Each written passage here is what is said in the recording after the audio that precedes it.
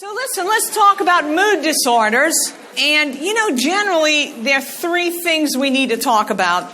Sometimes people have psychiatric disorders, and we really don't know what they have. We just give them a label, and we see if they get better with the meds we give. And so that's a lot of that is kind of how we operate because, I'll tell you a little bit more about it as we get to it. But anyway, that's what we're going to talk about for our next 45 or 50 minutes.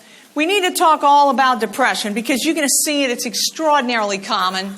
We have to talk about anxiety. You'll see loads and loads of patients who have that. And then with regard to bipolar disorder, your exam and actually in clinical practice as well, your impetus is not to train or treat these patients. Your impetus is to make sure that you identify them and that you get them to another level of care, to be quite honest. So that's going to be your goal as we focus on that third disorder. So let me start out by asking you a question, and here's the question.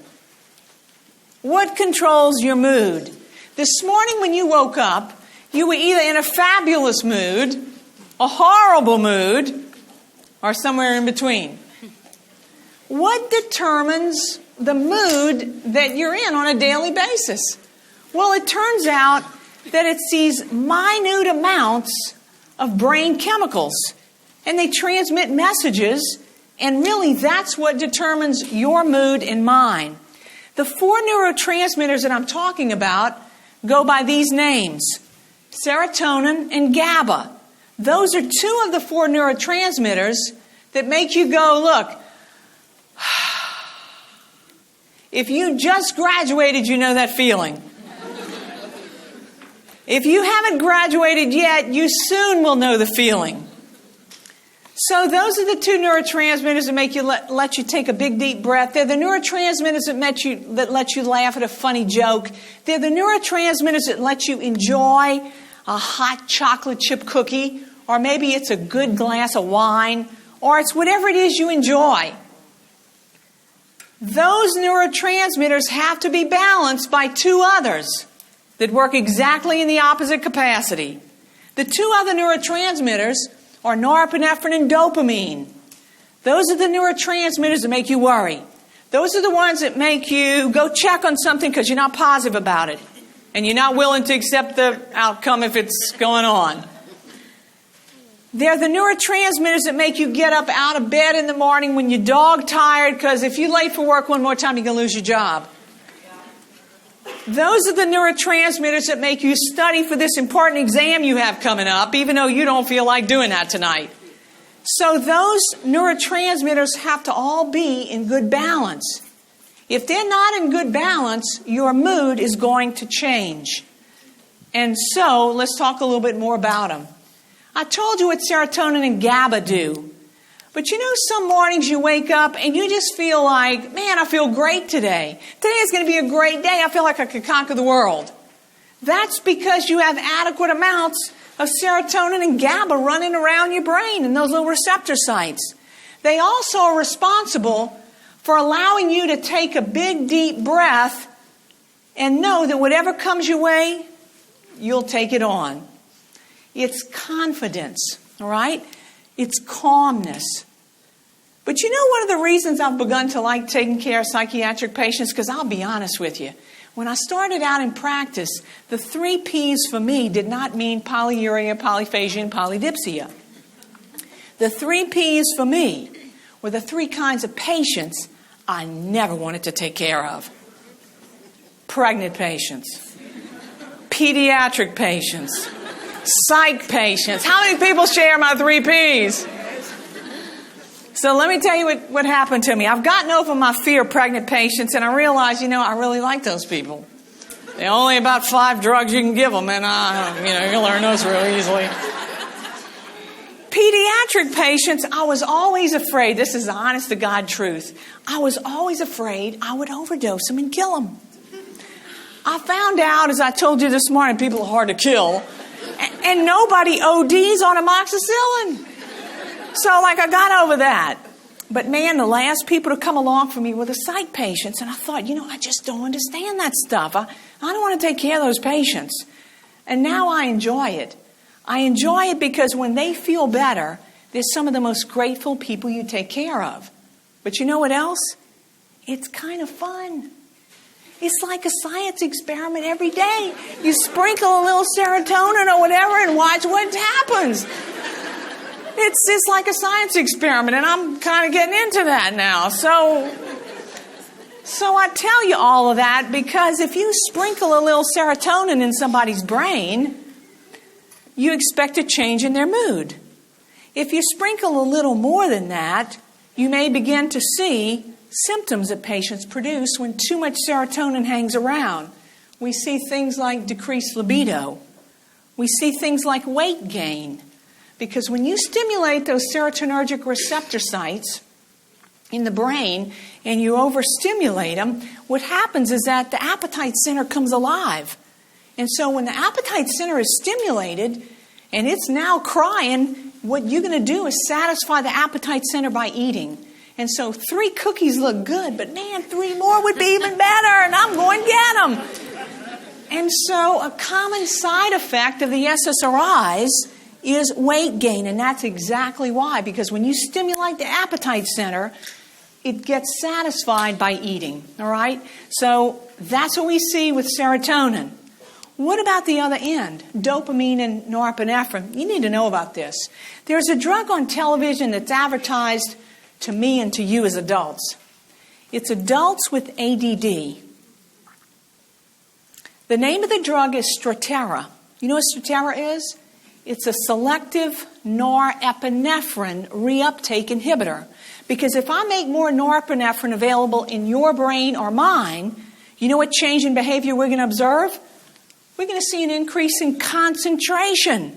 And if you have ADD, man, that is very desirable.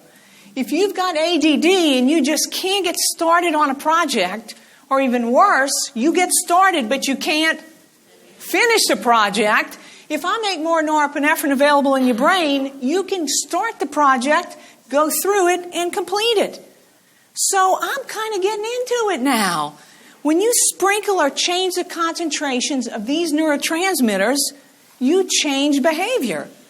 And so I think once you begin to understand that and see how it happens, you begin to get a little bit better feel for these meds. And so that brings us to the first big psych disorder.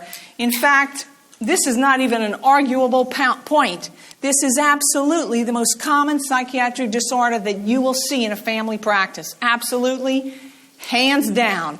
Because it is so darn common, it means that screening will produce substantial benefit. And here's what you should know.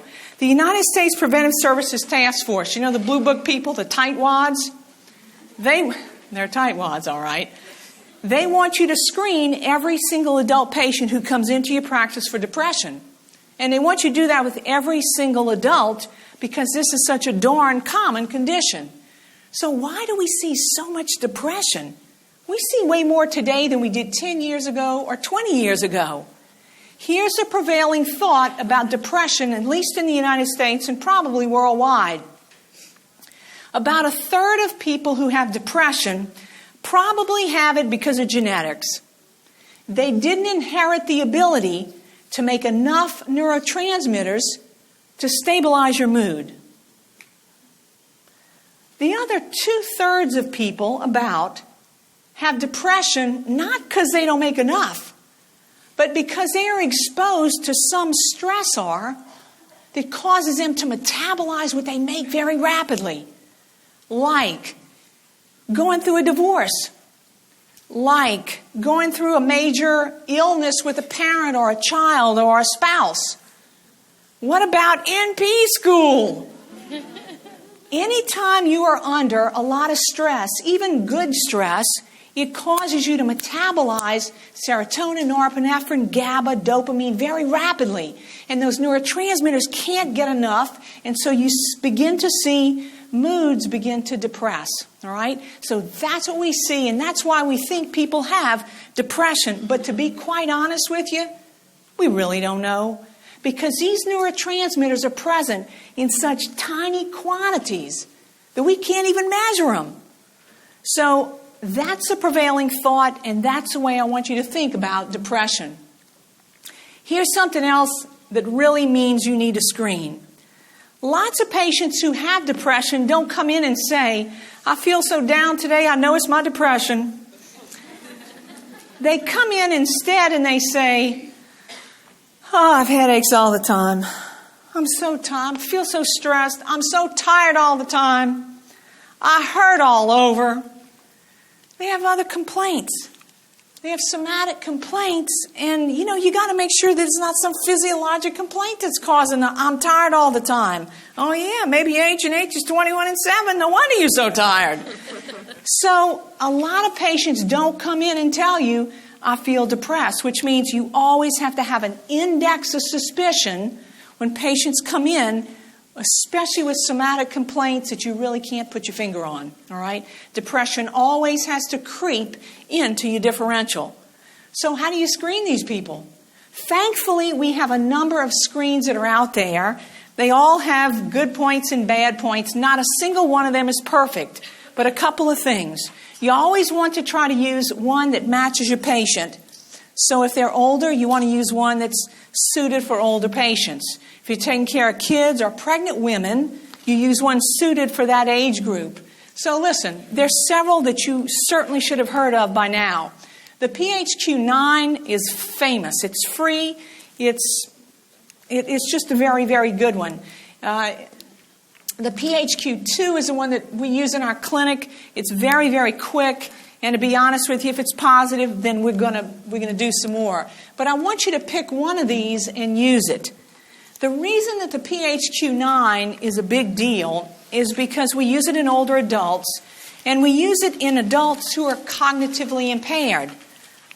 You got it? So sometimes you need something to help you, and sometimes it's a test that an observer has to answer about the patient because they're cognitively impaired and can't tell you if they feel hopeless on most days of the week. So anyway, the bottom line is pick a screening tool and use it. That's how you'll be able to follow and identify a lot of these patients. Excuse me. So let me ask you this, or let me kind of tell you this and help set this point up for you. If I wanted to know if you were at very high risk for coronary artery disease, I would probably send you to the lab to do some fasting lipids. But if I wanted to know if you were at risk for depression, I can't send you to the lab for a neurotransmitter panel or like a lipid panel. So when we diagnose a patient with depression and we get blood work in them, it's to help us find things that can masquerade as depression.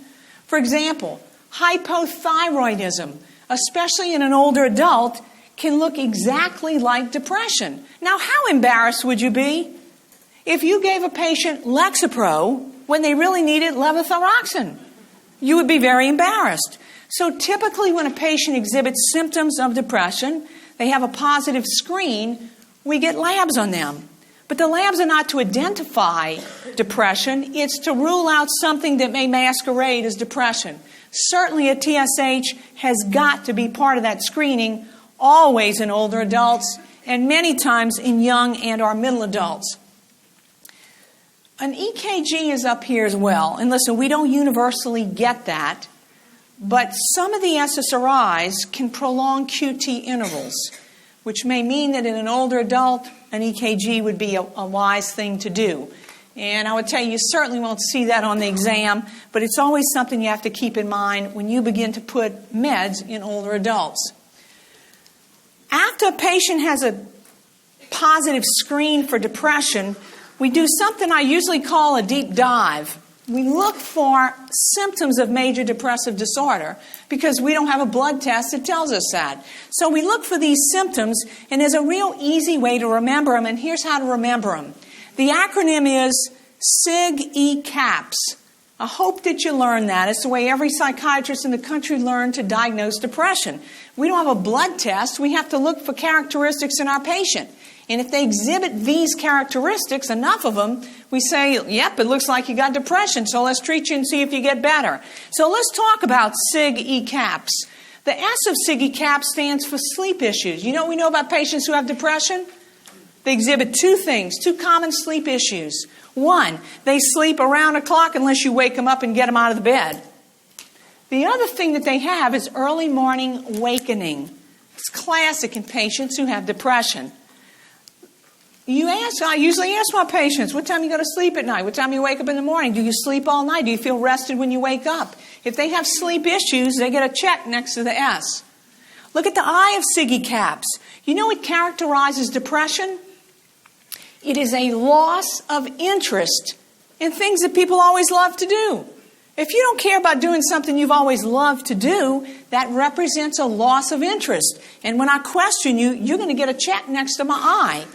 Look at the G of Siggy Caps. For whatever reason, people who have depression feel guilty. Sometimes they can't even tell you what they feel guilty about, but they do.